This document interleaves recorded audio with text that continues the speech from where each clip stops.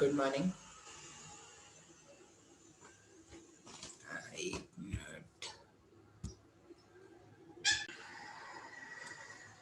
Good morning. आज है Tuesday morning, और ये ट्यूसडे मॉर्निंग को लेक्चर किसके लिए रिकॉर्ड कर रहे हैं? ट्यूसडे मॉर्निंग को लेक्चर रिकॉर्ड कर रहे हैं क्लास 12th के लिए। अच्छा, क्लास 12th में इससे पहले वाले दिन में मैंने कैपेसिटर्स मैंने पढ़ा दिया। देखो, कैपेसिटर्स मैंने बहुत अच्छा खासा पढ़ा दिया है, इससे ज़्यादा कैपेसिटर्स नहीं पढ़ाऊंगा। डायरेक्ट्रिक भी बता दिया, डायरेक्ट्रिक के क्वेश्चन भी बता दिए, ठीक है। तो डायरेक्ट्रिक ऑलमोस्ट मेरी तरफ से मैंने कंप्लीट कर दिया है। आप डायरेक्ट्रिक से क्वेश्चन सॉल्व कर। देखो, डायरेक्ट्रिक ऐसा है ना, जो पूरे कैपेसिटर्स में या तो सर्किट से क्वेश्चन आता है, या डायरेक्ट्रिक इंट्रोड्यूस किया हुआ जो कैपेसिटर है उसमें क्वेश्चन आता है। तो ये क्वेश्चंस आते हैं, तो आप जरूर उसको देख लेना, ठीक है।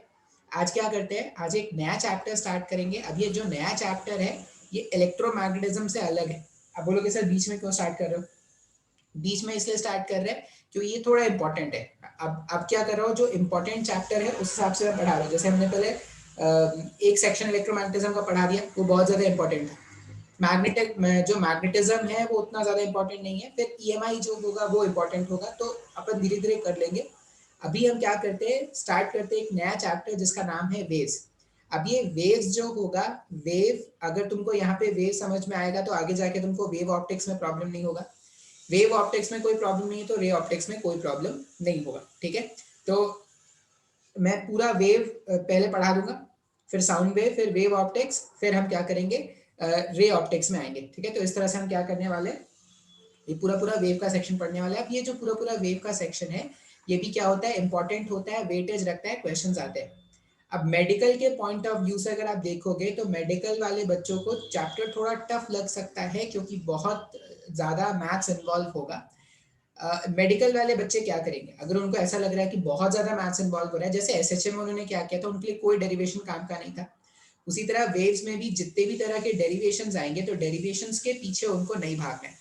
उनको क्या करना है, सिर्फ एंड रिजल्ट याद रखना है, फॉर्मेट्स याद रखना है, और उसके हिसाब से क्वेश्चंस को वो क्या करेंगे, सॉल्व करेंगे। तो आज क्या करते हैं, देखो स्टार्टिंग के 2-3 लेक्चर तो बहुत ही आसान निकलेंगे, आपको इतना कोई तकलीफ नहीं होगा। जैसे जैसे मैथ्स बढ़ता जाएगा शायद थोड़ा तकलीफ बढ़ता जाए, तो देखते हैं कितना तकलीफ बढ़ता है, क्या बढ़ता है। शायद मैं अच्छे से पढ़ा दूं, तो शायद अगर मैं अच्छे से पढ़ा पाऊं तो आपको कोई तकलीफ नहीं होगी। चलिए, 1 2 3 4 get on the dance floor. तो ये गायब करते हैं और आ जाएगा स्क्रीन। हाँ, आज क्या पढ़ने वाले हैं, आज हम पढ़ने वाले हैं वेव्स। अब ये वेव्स नहीं है, वेव्स, ठीक है, वेव्स, तरंगे। पहले तो क्या करते हैं ना कि एग्जाम्पल से ही देखते हैं ये वेव्स क्या है। अब एग्जाम्पल से कैसे देखेंगे, तो ऐसा मान लीजिए एक धागा है इस तरह से, और इस धागे को हमने क्या किया है, वॉल से ऐसे बांध के रखा है। ये जो धागा है ये वॉल से हमने इस तरह से ऐसे बांध के रखा है, ठीक है। अच्छा, अब ये धागा में ना बहुत सारे पॉइंट्स होंगे, 1 2 3 4 5 6, बहुत सारे पॉइंट्स होंगे। तो हम क्या करते हैं ना, अब पॉइंट्स के नाम तो होते नहीं है, चुन्नू मुन्नू टुन्नू रुन्नू या अल्फा बीटा थीटा गामा, ऐसा पॉइंट्स के तो नाम होते नहीं है। कोई रखता है क्या अल्फा बीटा थीटा गामा नाम? पता नहीं, रखता भी होगा शायद। तो यहाँ पे कुछ पॉइंट्स ऐसे बना देते हैं, .1 .2 .3 .4 .5 .6 7 8 9 and so on. Particle 1 2 3 4 5 6 7 8 9, एक और बना देते हैं 10। इस तरह से 10 पार्टिकल्स मैंने बना दिए। मान लो ये जो फर्स्ट वाला पार्टिकल है ना, जो एकदम पहला वाला पार्टिकल, फर्स्ट वाला पार्टिकल, इस फर्स्ट वाले पार्टिकल को क्या करते हैं, ऐसे ऊपर की तरफ शिफ्ट करना स्टार्ट करते हैं। फर्स्ट वाला जो पार्टिकल है इसको ऐसे ऊपर की तरफ शिफ्ट कराना स्टार्ट करते हैं। ये जो फर्स्ट वाला पार्टिकल इसको ऐसे ऊपर ले जाएंगे। तो जैसे ही आप फर्स्ट वाले पार्टिकल को, मान लो मैंने फर्स्ट वाले पार्टिकल को यहाँ पे बना दिया, फर्स्ट वाला पार्टिकल, तो जो धागा है वो कुछ इस तरह का दिखना स्टार्ट हो जाएगा। क्या फर्स्ट वाला पार्टिकल इधर चला गया, फर्स्ट वाला पार्टिकल ऊपर आ गया। अच्छा, जैसे ही फर्स्ट वाला पार्टिकल ऊपर जाएगा सेकंड वाले पार्टिकल में ऊपर जाने की टेंडेंसी आ जाएगी क्या? कैसे पता चला सर आपको? क्योंकि धागा कनेक्टेड होता है, अगर एक पॉइंट ऊपर भागेगा तो उसके बाकी जो भी रिमेनिंग पॉइंट्स है कनेक्टेड वाले वो भी ऊपर भागने की कोशिश करते हैं ना। तो अगर इस स्टेज पे जब मैंने पार्टिकल 1 को ऐसे ऊपर लिफ्ट किया होगा, उस स्टेज पे धागा अगर देखोगे तो धागा ऐसा दिख रहा है क्या? ऐसे ये यहां से यहां, ये दिखता नहीं है, ये रबर दिखता है ना, हाँ, यहां से यहां दिखेगा और फिर ये ऐसा चला जाएगा, ये धागा इस तरह से दिखेगा। अच्छा, मान लो मैंने बोला कि ये मेरे पास अभी जो धागा था वो कुछ ऐसा दिख रहा है, फिर सेकेंड टाइम क्या होगा, पार्टिकल 1 जो है जो यहाँ पे था वो और आगे चला गया, मान लो ऊपर आ गया, पार्टिकल 1 ऊपर आ गया और जहां पर पहले पार्टिकल 1 था वहां पर आ गया पार्टिकल 2। अब पार्टिकल 2 जैसे ही ऊपर जाएगा, पार्टिकल 2 जैसे ही ऊपर जाएगा, पार्टिकल 3 पे भी क्या हो गया, ऊपर जाने की टेंडेंसी हो गई। इस स्टेज में अगर आप धागे को देखोगे तो धागा आपको इस तरह से दिखेगा, ऐसा, और ये सीधा ऐसा। इस स्टेज पे धागा आपको इस तरह से दिखेगा। हम क्या बोल रहे हैं कि पार्टिकल 1, मैं क्या कर रहा हूँ सर, पार्टिकल 1 को ऊपर ले जा रहा था, मैंने जो मान लो ऐसा समझ लो कि पार्टिकल 1 को हमने पकड़ा है और पार्टिकल 1 को ऊपर लेके जा रहे हैं। अब पार्टिकल 1 से कनेक्टेड है पार्टिकल 2, जैसे ही पार्टिकल 1 को ऊपर ले गए तो कुछ इंस्टेंट के बाद, कुछ टाइम के बाद पार्टिकल 2 भी ऊपर आ जाएगा। तो हमने क्या देखा कि कुछ टाइम के बाद जो पार्टिकल 1 है, जो पार्टिकल 1 है वो उठ के ऊपर आ गया है और पार्टिकल 2 इधर आ गया। तुमको ये डायग्राम नहीं बनाना, बस ये समझना है, पार्टिकल 2 ऊपर आ गया, पार्टिकल 2 जैसे ही ऊपर आएगा पार्टिकल 3 में मोशन स्टार्ट हो जाएगा। अच्छा, जस्ट इसके बाद वाले का टाइम अगर देखोगे, जस्ट इसके बाद अगर देखोगे तो ये जो पार्टिकल 1 था, पार्टिकल 1 यहाँ पे था ना, मान लो पार्टिकल 1 और ऊपर आके यहाँ पे चला गया, पार्टिकल 1 यहाँ पे आ गया, जहां पे पहले पार्टिकल 1 था पार्टिकल 2 अब वहां पे आ जाएगा, और पार्टिकल 2 जहां पर था पार्टिकल 3 वहां पर आ जाएगा और पार्टिकल 4 में मोशन स्टार्ट हो जाएगा। तो अब जो धागा है वो कुछ ऐसा दिखेगा क्या? बात समझ में आ रहा है? अब जो धागा है वो कुछ ऐसा दिखेगा, पार्टिकल 1 यहाँ पे, पार्टिकल 2 यहाँ पे, पार्टिकल 3 यहाँ पे एंड पार्टिकल 4 यहाँ पे। अब जैसे ही पार्टिकल 3 ऊपर जाने लगेगा तो पार्टिकल 4 जो है उसमें मोशन आ जाएगा। अच्छा, फिर क्या करते हैं, पार्टिकल 1 को ऊपर जब देखो यहां से यहाँ पार्टिकल 1 को ऊपर ले गए, अब पार्टिकल 1 को नीचे ले जाना स्टार्ट करते हैं। तो पार्टिकल 1 को अगर मैं नीचे ले जाऊंगा, पार्टिकल 1 को नीचे ले जा रहे हैं लेकिन पार्टिकल 2 की टेंडेंसी तो ऊपर जाने की थी ना। अभी मैंने पार्टिकल 1 यहाँ पे मैंने पार्टिकल 1 को लाके जब नीचे रखा, इस इंस्टेंट पे 2 की टेंडेंसी क्या, ऊपर जाने की है। कैसे सर? क्योंकि पार्टिकल 1 अगर ऊपर जा रहा था तो 2 क्या करेगा, अपने पहले वाले को फॉलो करता है, अपने पहले वाले को फॉलो करेगा तो 2 अब ऊपर चला जाएगा क्या? तो अब क्या हो जाएगा, अगर आप पोजीशन देखोगे तो पोजीशन में क्या लिखेंगे, जहां पर पहले पार्टिकल 1 था, जहां पर पहले पार्टिकल 1 था वहां पर पार्टिकल 2 आ जाएगा, जहां पर पार्टिकल 2 था वहां पर पार्टिकल 3 आ जाएगा, जहां पर पार्टिकल 3 था वहां पर पार्टिकल 4 आ जाएगा और पार्टिकल 5 में मोशन स्टार्ट हो जाएगा। अब अगर आप डायग्राम को देखोगे तो धागा आपको कुछ ऐसा दिखेगा, अब अगर आप डायग्राम को देखोगे तो धागा आपको कुछ ऐसा दिखेगा। एक्चुअल में ये बहुत फास्ट होता है, अपने को नहीं पता चलता, लेकिन एक्चुअल में ये चल रहा है, मैंने समय को बहुत ही स्लो कर दिया है, मेरे पास कुछ जादुई शक्ति आ गई है, उससे मैंने समय को क्या कर दिया है, बहुत ही धीरे धीरे फ्लो कराना स्टार्ट करा दिया है। अच्छा, अब क्या करते हैं, नेक्स्ट स्टेप में अगर आप देखोगे तो पार्टिकल 1 को और नीचे ले जाते हैं, पार्टिकल 1 को नीचे ले जाएंगे, अगर मान लो रेड से बनाए, ये पार्टिकल 1 यहाँ पे आ गया, जहां पे पहले पार्टिकल 1 था वहां पे पार्टिकल 2 आ जाएगा और यहाँ पर आ जाएगा पार्टिकल 3, पार्टिकल 2 के पोजीशन पर पार्टिकल 3, पार्टिकल 3 के पोजीशन पर पार्टिकल 4, पार्टिकल 4 के पोजीशन पर पार्टिकल 5 और पार्टिकल 6 में मोशन स्टार्ट हो जाएगा। इस इंस्टेंट पर अगर आप धागे को देखोगे तो धागा कुछ ऐसा दिखेगा आपको। बात समझ में आ रहा है? इस इंस्टेंट पर अगर आपने धागे को देखा तो धागा आपको जो है वो कुछ ऐसा दिखेगा। अच्छा, इसके बाद की कहानी क्या होगी, अब क्या होगा, पार्टिकल 1 वापस से जहां से हमने स्टार्ट कराया था वहां पहुंच जाएगा। नेक्स्ट स्टेप में अपन क्या करते हैं, पार्टिकल 1 को वापस से यहां ला देते हैं, जहां पर पार्टिकल 1 था वहां पर पार्टिकल 2 आ गया, पार्टिकल 3 पार्टिकल 2 के पोजीशन पर, पार्टिकल 4 पार्टिकल 3 के पोजीशन पर, पार्टिकल 4 के पोजीशन पर पार्टिकल 5, पार्टिकल 5 के पोजीशन पर पार्टिकल 6 और पार्टिकल 7 पर मोशन स्टार्ट हो गया। अब अगर आप धागे को देखोगे तो धागा कुछ इस तरह का दिखेगा आपको, इस तरह का धागा दिख रहा है। बात समझ में आ रहा है? अच्छा, फिर क्या करेंगे, अब पार्टिकल 1 को नीचे ले जाते हैं, अब पार्टिकल 1 को अगर नीचे ले जाएंगे तो अब आगे का डायग्राम देखो कैसा दिखता है। ये एक बार बस डायग्राम, फाइनल डायग्राम बस बना लेना, या नहीं भी बनाओगे तो आपको समझ में आ जाएगा शायद। बस मैं बताना चाहता हूँ कि ये बन कैसे रहा है। कॉल आया, कॉल आया, कॉल आया, स्कैम वाले का कॉल था, लॉटरी लगी है बोल रहे थे। मैंने बोला घर आके दे दो, तो गाली सुनाने लगे। पार्टिकल 1 यहां पर आ गया। अब क्या हो जाएगा, अब अगर देखोगे तो पार्टिकल 1 नीचे चला गया, पार्टिकल 2 जो है, जहां पर पहले पार्टिकल 1 था वहां पे पार्टिकल 2 आ जाएगा, पार्टिकल 2 यहां पर आ जाएगा, पार्टिकल 3 यहां पर, पार्टिकल 4, इसको अलग कलर से दिखाते हैं यार, particle 1, particle 2, particle 3, particle 4, particle 5, particle 6, particle 7 और 8 में मोशन स्टार्ट हो जाएगा। अब अगर आप धागे को देखोगे ना तो धागा तुमको कुछ इस तरह का दिखेगा, कुछ इस तरह का धागा दिखेगा। बात समझ में आ रहा है? अच्छा, इरेज करना भी जरूरी है। अच्छा, नेक्स्ट स्टेप में क्या होगा, पार्टिकल 1 को और नीचे ले जाते हैं। नेक्स्ट स्टेप में क्या करेंगे, पार्टिकल 1 को और नीचे ले जाते हैं। तो पार्टिकल 1 यहां पर आ गया, पार्टिकल 2, पार्टिकल 3, पार्टिकल 4, 5, 6, 7, 8 और 9। अब अगर आप वेव देखोगे तो कुछ इस तरह का दिखेगा। बात समझ में आ रहा है? जब ये पूरा कंटिन्यू होता जाएगा ना, जब ये पूरा कंटिन्यू होता जाएगा तो एक्चुअल में आपको डायग्राम जो दिखेगा, जो डायग्राम मैं आपको बताना चाह रहा हूं, एक्चुअल में डायग्राम आपको कुछ इस तरह का दिखेगा। बात समझ में आ रहा है क्या? एक्चुअल में आपको इस तरह का डायग्राम धागा में बनते हुआ दिखेगा। अब बोलोगे सर ये कहाँ देखा है हमने?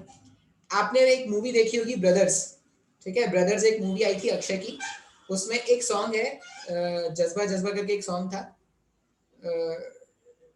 नहीं जज्बा जज्बा करके नहीं था, मतलब वो थोड़ा फाइटिंग वाइटिंग वाला सीक्वेंस है उसमें, उसमें वो फाइट के लिए वो लोग तैयार होते रहते हैं। तो उसमें अगर आप देखोगे तो उसमें एक सीन रहता है जिसमें वो, या कोई जिम अगर गया होगा तो जिम में भी वो देख सकता है कि एक रोप ऐसे लगा होता है, जिम को ऐसे ऐसे, जो रोप को ऐसे ऐसे जगल करते हैं ना, जब रोप को ऐसे ऐसे जगल करते ऊपर नीचे तो रोप में इस तरह के फॉर्म बनना स्टार्ट हो जाता है, एक फॉर्म बनना स्टार्ट होता है। अब वो जो फॉर्म बनता है ना उसी को हम क्या बोलते हैं, वेव फॉर्म। बात समझ में आ रहा है? अच्छा, अब इस तरह से क्या किया जाता है, वेव जनरेट कराया जाता है। तो अब मैं एक ना डेफिनेशन लिखूंगा जो शायद आपको समझ में आ जाएगा। वेव के बारे में क्या करते हैं, एक डेफिनेशन लिखते हैं वेव का। Wave is a disturbance, wave is a disturbance, wave is a disturbance in which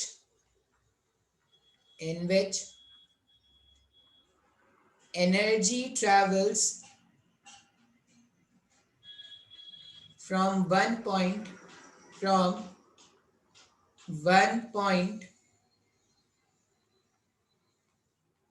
another, one point to another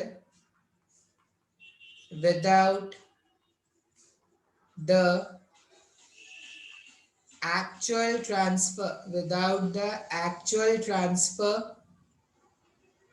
of matter।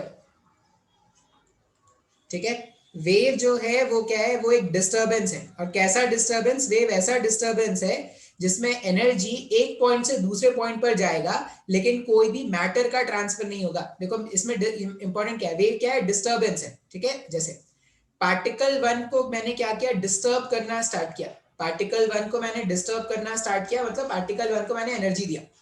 in which energy travels from one point to another। अगर आप देखोगे तो particle 1 की energy particle 2 को मिली, particle 2 की energy particle 3 को, particle 3 की particle 4 को, एंड सो ऑन। तो यहाँ पर अगर देखोगे तो मैंने जो डिस्टरबेंस क्रिएट किया था वो पार्टिकल 1 ने क्रिएट किया था। पार्टिकल 1 का डिस्टरबेंस पार्टिकल 2 को मिला, 2 का डिस्टरबेंस 3 को, 4 को, 5 को, 6 को, 7 को, 8 को, 9 को, एंड सो ऑन। इस तरह से डिस्टरबेंस कैरी हुआ क्या।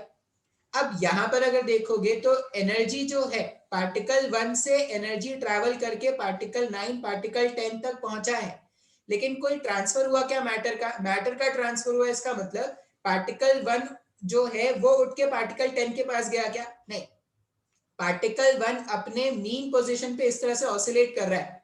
अगर आप देखोगे तो मैंने ऑसिलेटरी मोशन ही रखा है। पार्टिकल 1 अपने मीन पोजीशन पे इस तरह से ऑसिलेट कर रहा है।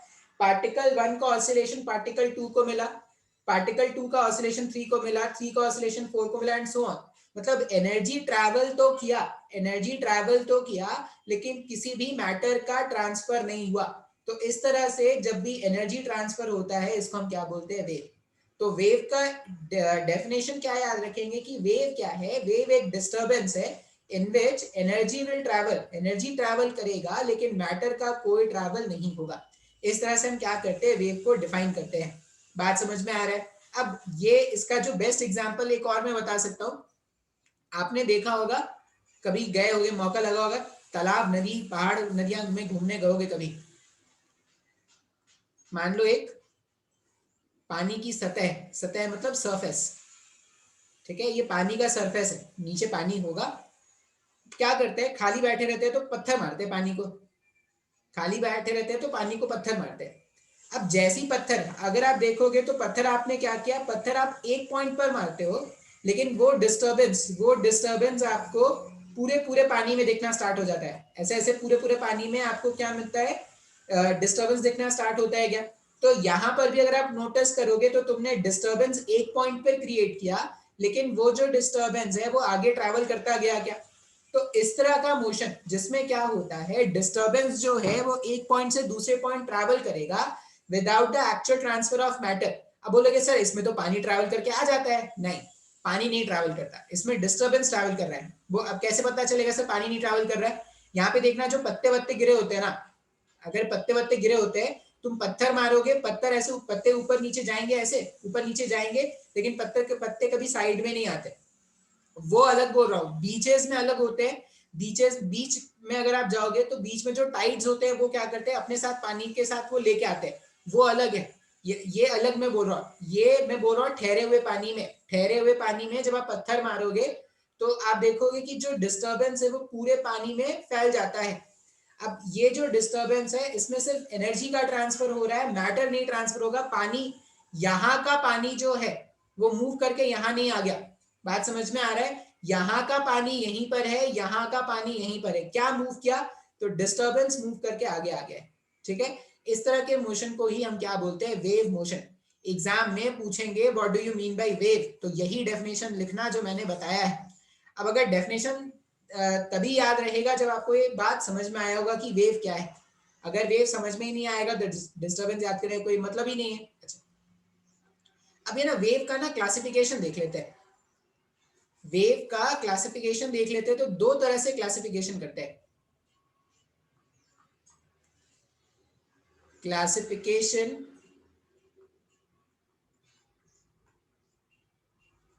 Of wave, classification of wave. Wave का क्या करना है? अपने को क्लासिफिकेशन करना है, ठीक है।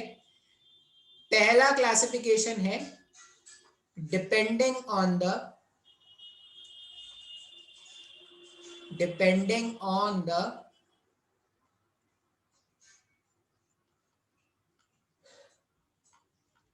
requirement, depending on the requirement of medium, requirement of medium for its propagation।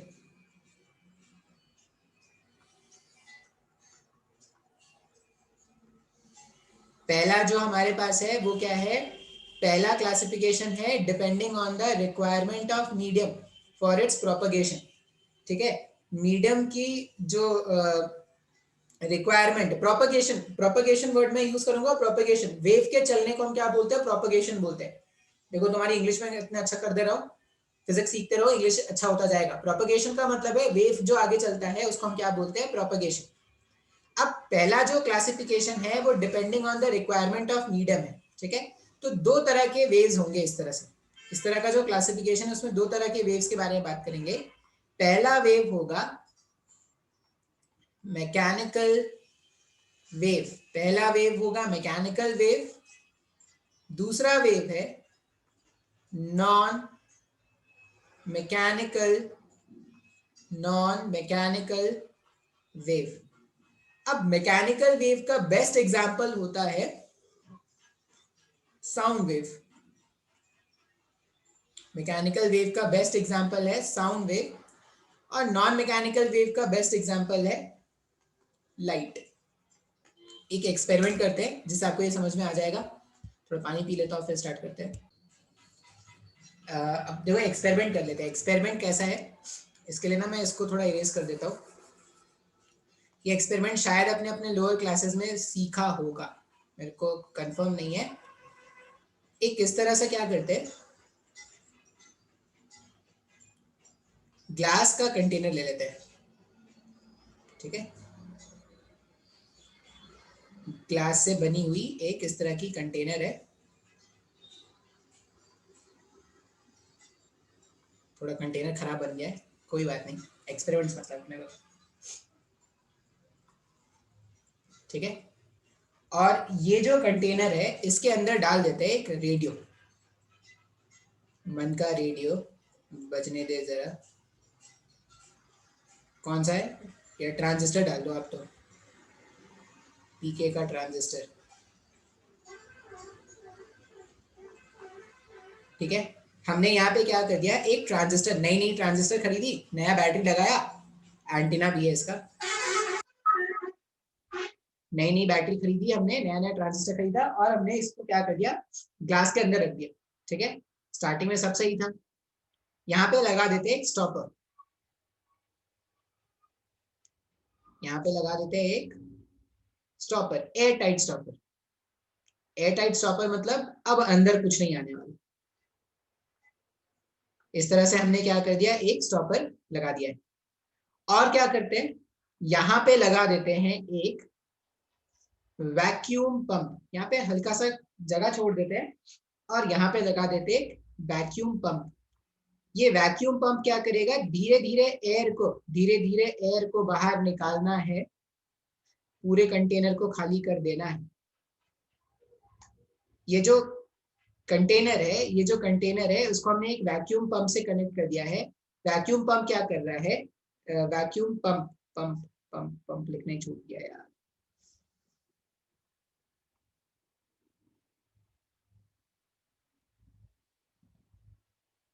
यहाँ पर है वैक्यूम पंप। ये वैक्यूम पंप क्या कर रहा है, एयर को बाहर निकाल रहा है, ठीक है।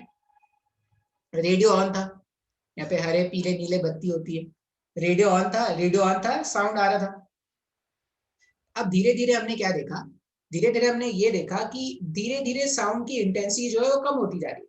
मतलब अगर ऑब्जर्वर यहाँ पर है, मान लो तुम लोग गाने सुन रहे थे, ठीक है, यहाँ पे गाने सुन रहे थे और नाच रहे थे, तो तुमने देखा कि धीरे धीरे जो साउंड की इंटेंसिटी वो कम होती जा रही है। एक टाइम ऐसा आया जब पूरा का पूरा साउंड ही जीरो हो गया, पूरा का पूरा साउंड जीरो हो गया। तुमने सोचा कि क्या हो गया भाई, ट्रांजिस्टर खराब हो गया क्या।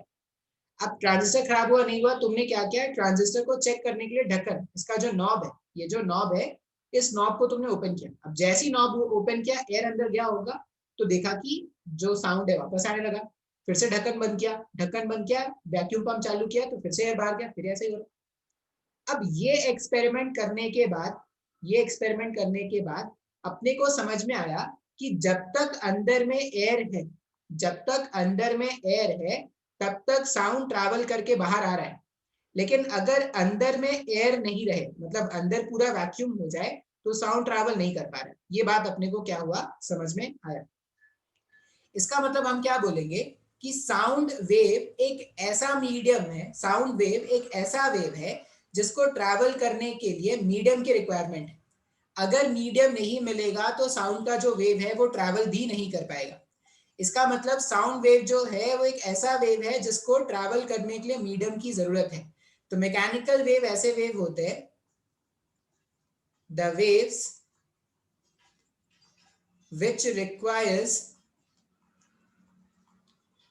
which requires a material medium, a material medium for its propagation, for its propagation, ठीक है। ये जो साउंड वेव्स है वो क्या चाहते हैं, उनको एक मटेरियल मीडियम की रिक्वायरमेंट होती है ट्रैवल करने के लिए। अगर मटेरियल मीडियम नहीं मिलेगा तो वो ट्रैवल नहीं कर पाएंगे। ठीक है, तो साउंड वेव्स कैसे वेव्स हो गए, मैकेनिकल वेव्स।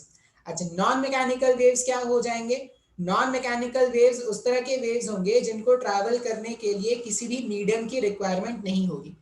अब जिनको ट्रैवल करने के लिए किसी भी मीडियम की रिक्वायरमेंट नहीं है, इसका बेस्ट एग्जांपल है लाइट। लाइट भी एक वेव है, ये शायद आपने सुना होगा। अब लाइट को ट्रैवल करने के लिए मीडियम नहीं चाहिए, कैसे पता चला सर आपको, सन और अर्थ के बीच में बहुत बड़ा वैक्यूम है क्या, सन और अर्थ के बीच में बहुत बड़ा वैक्यूम है। अब सन और अर्थ के बीच में ये जो वैक्यूम है, सन और अर्थ के बीच में ये जो वैक्यूम है, इस वैक्यूम में अगर आप देखोगे तो लाइट ट्रैवल करके आ जाता है क्या, मतलब लाइट का जो वेव है वो ऐसा वेव है जिसको ट्रैवल करने के लिए मीडियम की रिक्वायरमेंट नहीं है। तो ये हमने क्या किया, मैकेनिकल और नॉन मैकेनिकल वेव का क्लासिफिकेशन किया depending on the requirement of medium. अगर मीडियम की रिक्वायरमेंट है तो मैकेनिकल वेव, अगर मीडियम की रिक्वायरमेंट नहीं है तो नॉन मैकेनिकल वेव। ये पहला टाइप का क्लासिफिकेशन था, ये शायद आपने लोअर क्लासेस में पढ़ा है। दूसरा टाइप का क्लासिफिकेशन है depending on the vibration, depending on the vibration of particle, depending on the vibration of particles of medium। ठीक है, depending on the vibration of particles of the medium, वो जो मीडियम है, मीडियम के particles का जो vibration होगा उस तरह से क्लासिफिकेशन। तो फिर से इसका दो एग्जांपल देखते हैं। अब यहाँ पे ये जो क्लासिफिकेशन है इसमें फिर से दो वेव्स आपको मिलेंगे। एक आपको मिलेगा, पहले लॉन्गिट्यूडनल वेव पे बात कर लेते हैं। एक आपको मिलेगा लॉन्गिट्यूडनल वेव,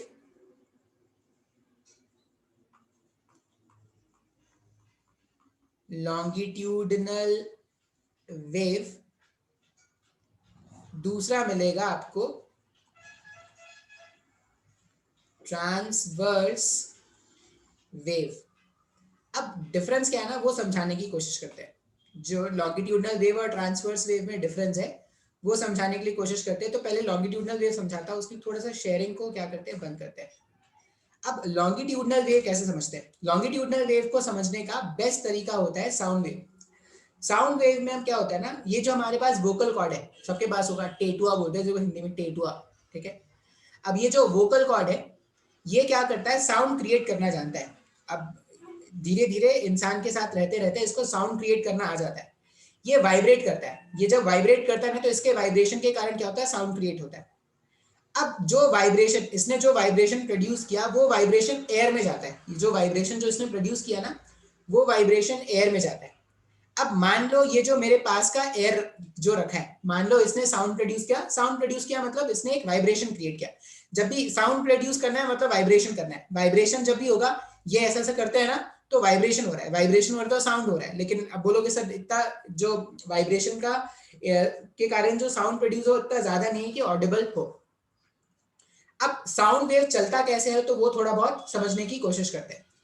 हमारे आसपास, जैसे मैं यहाँ पर हूँ और आप शायद ऑब्जर्वर हो, ठीक है, तो आप तक साउंड वेव कैसे पहुंचा होगा, आप तक साउंड वेव कैसे पहुंचेगा, तो ऐसा मान लो कि एयर जो है वो मैंने ऐसे कॉलम में बांट रखा है, column 1, column 2, column 3 and so on. Column इस तरह का मैंने कॉलम बना दिया, एक कॉलम ऐसा, ठीक है, फिर दूसरा ऐसा कॉलम, दूसरा कॉलम, तीसरा column, fourth column and so on. इस तरह से एयर जो है वो आप तक पहुंच रहा होगा। अब मेरे जो ये जो वोकल कॉर्ड्स हैं, ठीक है, लैरिंग्स बोलते हैं, फेरिंग्स बोलते हैं, कुछ तो बोलते होंगे, मेरे को इतना आइडिया नहीं है। इसने साउंड क्रिएट किया या एक फॉर्म ऑफ वाइब्रेशन इसने क्रिएट किया। अब जैसा वाइब्रेशन इसने क्रिएट किया ना वो वाइब्रेशन हम मेरे माउथ के पास वाले एयर के कॉलम को मिला, इसको मिला वाइब्रेशन। अब इसको जब वाइब्रेशन मिला ना तो ये क्या हो जाएगा, इससे कंप्रेस हो जाएगा, ये पिचक जाएगा। जैसे इसको ये जो वाइब्रेशन मिलेगा ये स्प्रिंग के जैसा है, मान लो वाइब्रेशन मिला मतलब ये ऐसे कंप्रेस हो जाएगा। अब ये ऐसे वाइब्रेशन मिला इसको, ये कंप्रेस हुआ। अब जब ये वापस से इलोंगेट होने की कोशिश करेगा ना तो ये अपने सामने वाले को कंप्रेस कर देगा। बात समझ में आ रहा है, ऐसे कॉलम्स रखे हुए थे, पहला वाला कॉलम कंप्रेस हुआ, जब ये पहला वाला कॉलम वापस से अपने नॉर्मल शेप में आने की कोशिश करेगा तो ये अपने आगे वाले को कंप्रेस कर देगा, फिर ये जब इलोंगेट होने की कोशिश करेगा तो ये अपने आगे वाले को कंप्रेस कर देगा। इसका मतलब यहाँ पर वाइब्रेट कौन कर रहे हैं, तो ये जो सराउंडिंग एयर है वो वाइब्रेट कर रहा है। कैसे? कंप्रेशन हुआ, फिर एक्सपेंशन, एक्सपेंशन को रेयरफैक्शन बोलते हैं, ठीक है। जो एक्सपेंशन होगा उसको रेयरफैक्शन होगा। साउंड वेव में अच्छे से समझा दूंगा ये सब। अभी बस इतना समझो कि क्लासिफिकेशन में कैसे ये हेल्प करेगा। साउंड का वेव था, ये कंप्रेस हुआ, फिर एक्सपेंशन हुआ, फिर कंप्रेशन हुआ, फिर एक्सपेंशन हुआ, कंप्रेशन हुआ, एक्सपेंशन हुआ, कंप्रेशन हुआ, एक्सपेंशन हुआ एंड सो ऑन। इस तरह से वेव आपके तक पहुंचा है। अब अगर आप सोचोगे तो जो वेव जो ट्रैवल हुआ, जो इंफॉर्मेशन ट्रैवल हुआ वो भी सीधा सीधा चल रहा है, और एयर के पार्टिकल्स जो वाइब्रेट कर रहे हैं वो भी इसी डायरेक्शन में वाइब्रेट कर रहे हैं। तो जब भी पार्टिकल का वाइब्रेशन, जब भी पार्टिकल का वाइब्रेशन और वेव के चलने का डायरेक्शन एक जैसा होगा तो इस तरह के वेव को हम क्या बोलते हैं, लॉन्गिट्यूडनल वेव, ठीक है। पार्टिकल देखो, वेव भी आगे चला, जो साउंड वेव, जैसे साउंड वेव सब डायरेक्शन में चला होगा, साउंड वेव सब डायरेक्शन में चला होगा, तो पार्टिकल्स भी सब डायरेक्शन में ऐसे ऐसे ऐसे ऐसे ऐसे ऐसे चले होंगे। तो साउंड भी सब डायरेक्शन में जा रहा है और पार्टिकल्स भी ऐसे ऐसे वाइब्रेट कर रहे हैं। तो हम क्या बोलेंगे कि जिस डायरेक्शन में साउंड का वेव ट्रैवल कर रहा है, पार्टिकल्स का वाइब्रेशन भी उसी डायरेक्शन में हो रहा है। इस तरह के वेव्स को हम क्या बोलते हैं, लॉन्गिट्यूडनल वेव। तो वापस से शेयरिंग ऑन करते हैं। यहां पे लॉन्गिट्यूडनल वेव में क्या याद रखोगे, the vibration of the particle या द डायरेक्शन ऑफ वाइब्रेशन